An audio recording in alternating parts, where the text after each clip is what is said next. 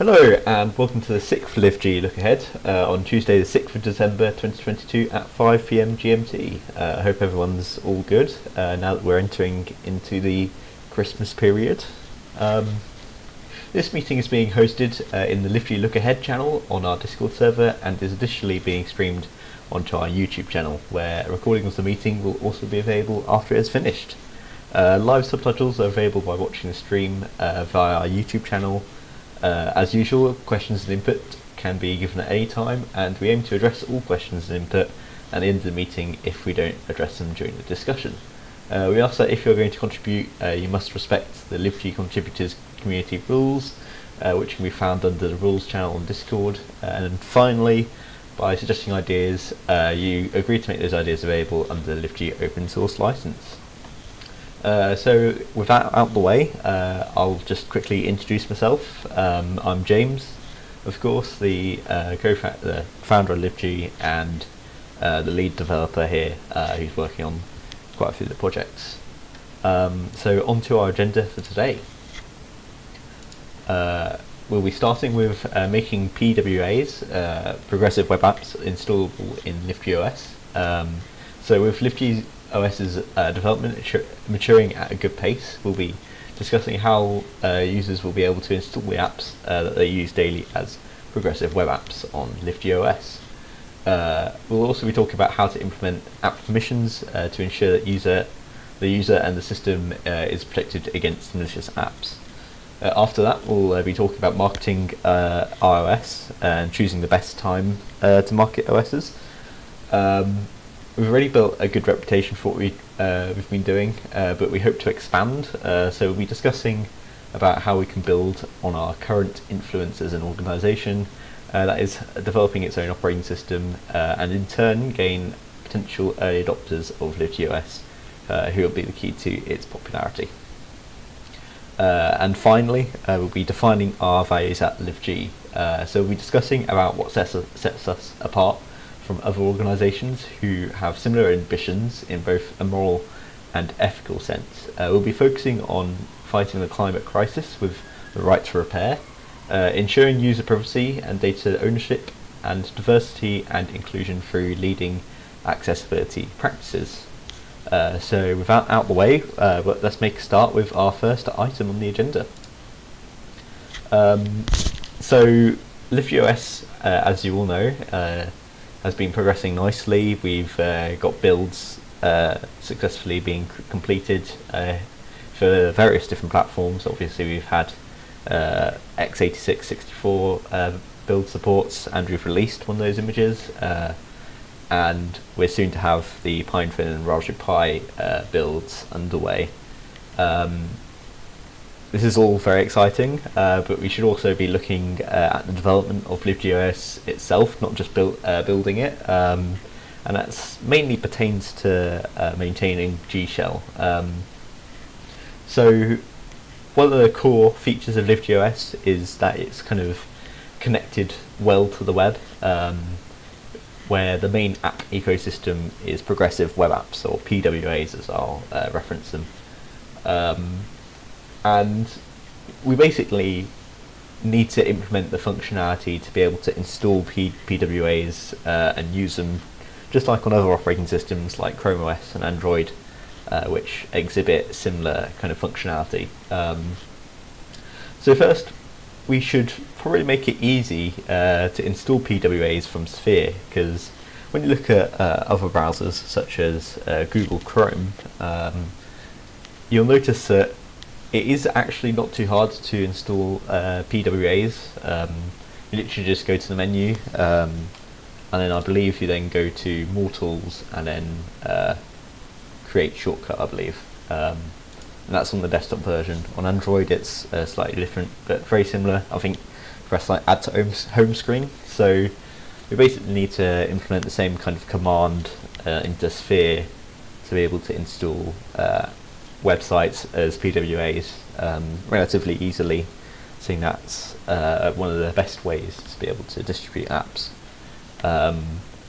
And we'll hopefully not obscure it, unlike some web browsers such as Safari, where it's a bit difficult to install PWAs. We want to make it really discoverable and easy to do.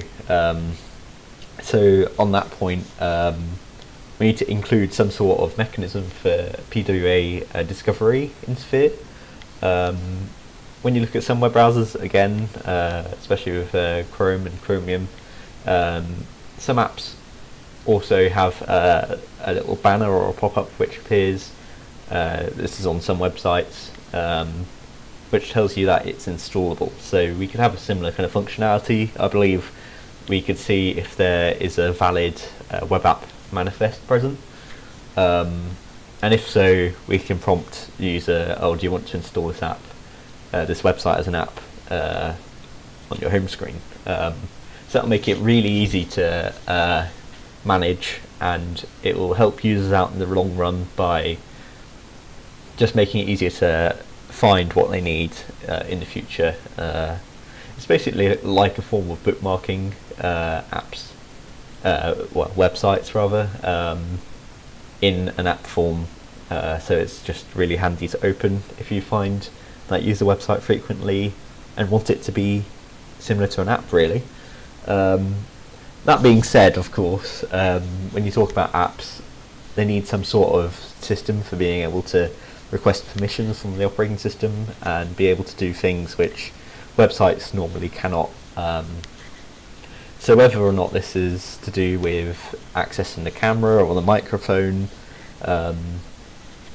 those are some of the permissions which you get from current web standards, and websites today can access those kind of permissions from within, for example, Chrome, quite easily.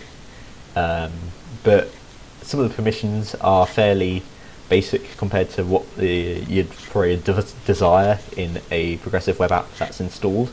So alongside that, we propose that we should also have some more permissions which are exclusive to web apps, which let you perform LiveG OS specific functionality that an app might want to do, like, I don't know, provisioning a device for administering it, or being able to install other apps and that kind of thing, or whether or not it's wanting to keep the phone screen awake, because, for example, you may have an app which is like a dashboard or something that the user might not want to disappear if the phone that you're viewing the PWA on decides to go to sleep, or any device decides to go to sleep for that matter. With PWAs, there still is a possibility of building our own web app store. That, in our case, we can make it so it's free to add your own apps to. So it's not, even though you can install apps from the web, it's nice to have some sort of catalogue of apps which work well with the OS, and so that you can discover new apps which you might want to integrate into your workflow. So it'd be nice to have some sort of store, or, well, I suppose a catalogue of apps which you can install, which would be quite useful, really. So that'd be nice. Obviously, other platforms such as iOS and Android have their own app stores, but you know, they cost money to get your app into, and then there's the whole review process. We might still have a review process to ensure the quality of apps added to our store, whether or not the review happens after your app is published onto the store, so your app gets to instantly appear on the store and then is subject to review by us after that, or whether or not we restrict this to reviewing your app and then publishing the app on our store. That's something to be sorted out, but we'll certainly make it something that is free to do, because that would then break down some of the barriers which current app developers might have. So yeah, there could also be potential for maintaining an open source web apps database on GitHub which powers that said store, and through that you could then have the review process. For example, someone could come along and create a GitHub PR pull request to add their app to the database, and then that will propagate onto our store, and then quite a lot of non-LiveG projects could then also share our app listings, potentially, so that our platform is truly open, and we can make friends with other open source projects, I suppose. And with that, we could then also have some more permissions relating back to what I just said earlier, that could let developers create their own app stores. You can have permission which, again, lets you install other apps as PWAs, which, yeah, could open the door to having other app stores, which not many other platforms, well, Android can have it, but platforms such as iOS are quite limited in that factor without having to work through workarounds. So that would, again, open up our OS a lot more. So that's about it on that topic with PWAs. But we'll move on to marketing OS and kind of choosing the best time to market OS. So the big question is should we implement some of the main needed features for iOS before releasing to the Raspberry Pi and PinePhone?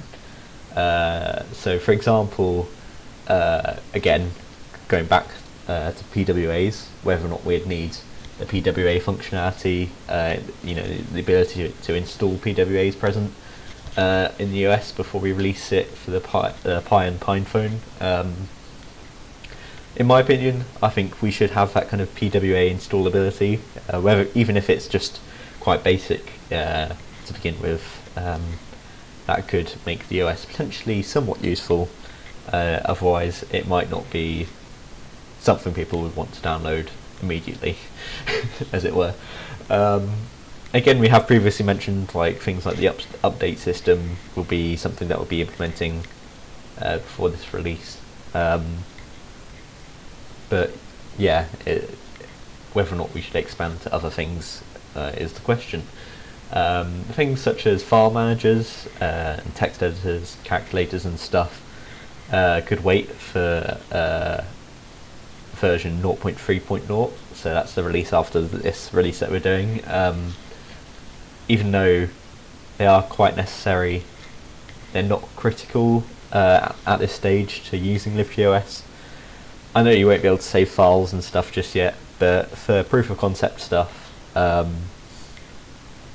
it's probably not needed just yet compared to being able to install PWAs, which is kind of the focus of the OS.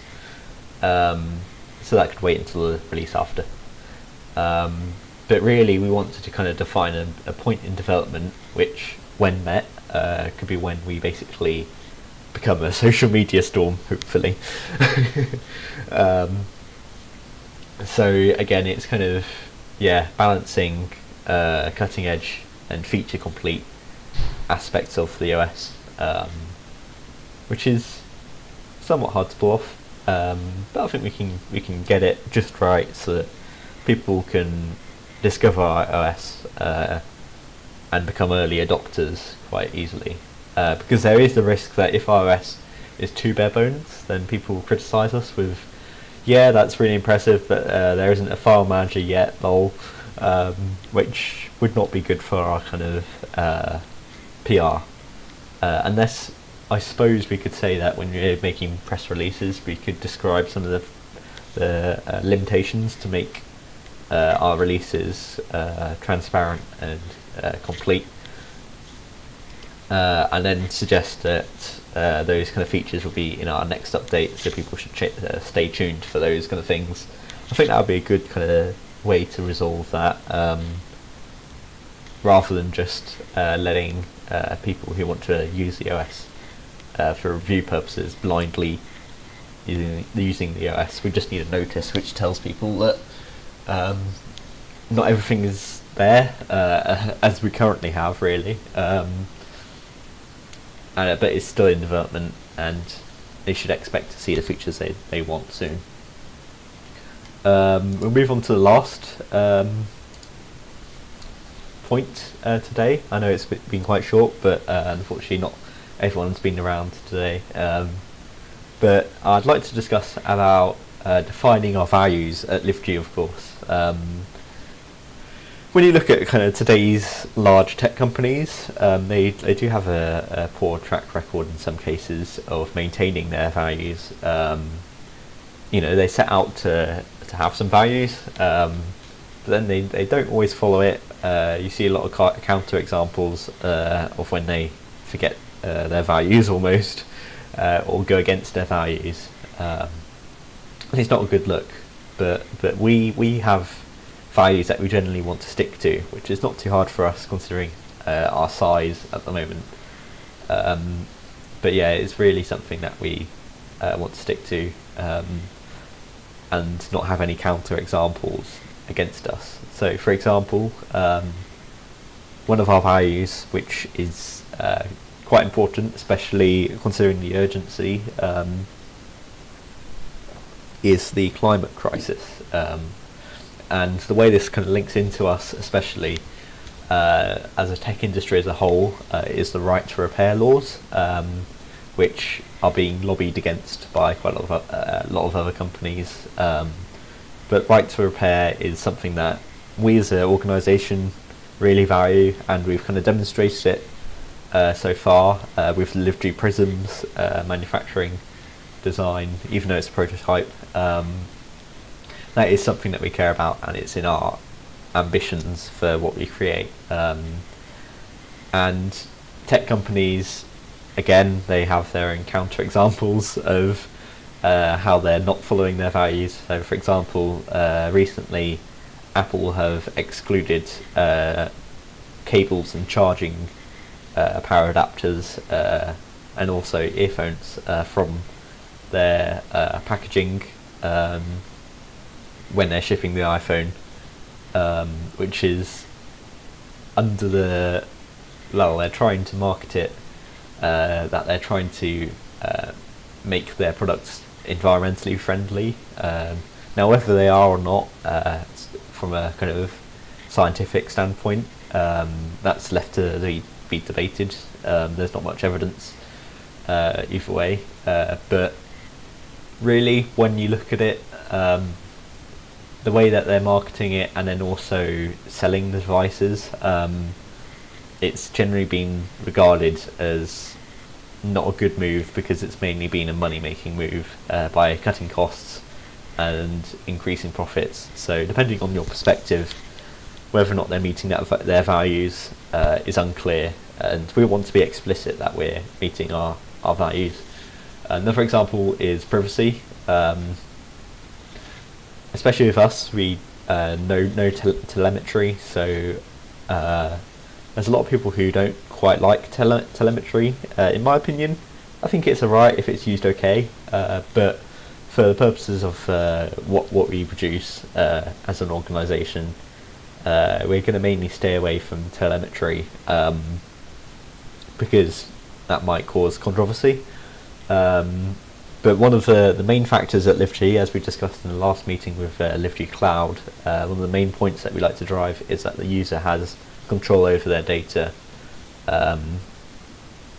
Unlike some companies, such as Meta or Facebook, Google, and others who have a conflict of interest with selling ads, so they might like to say that they've got privacy, but really there is that kind of conflict of interest where they might still want to peek at your data just to try and sell ads for you. And also, again, the whole point of control over data is that you don't lose access to it. So a lot of platforms such as Google Drive and OneDrive, they can cut you off whenever they want, really, with their policies, and prevent you from accessing your files.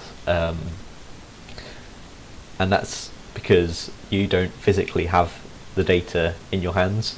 You download it from their servers, whereas in our model, you'll be the server, basically. So you'll have all that data, and it'll be not as easy to lose if there is a policy change, for example. And another point that we have driven for some time is accessibility, which goes hand in hand quite well with diversity and inclusion. And that is the main point, that everyone can use our devices the way they want to. And you can see this already in LiveGOS with the switch navigation feature and various other accessibility settings in LiveGOS, although even though it's quite bare bones at the moment, considering the current state of LiveGOS and how far we've come, it's on par with development of the operating system as a whole. And to note, not many operating systems in the Linux world have advanced accessibility support right from the get-go, even though they are even though they have a high level of customizability. So we're doing something quite good at the moment, even though there's a lot of room for improvement, such as accommodating people with other needs. For example, we might need to introduce a screen reader at some point, because that's quite a common assistive technology used. So that's something that we might focus on at some point in a future release, probably likely in the near future, although it depends on what we're including in our future OSs from the current standpoint.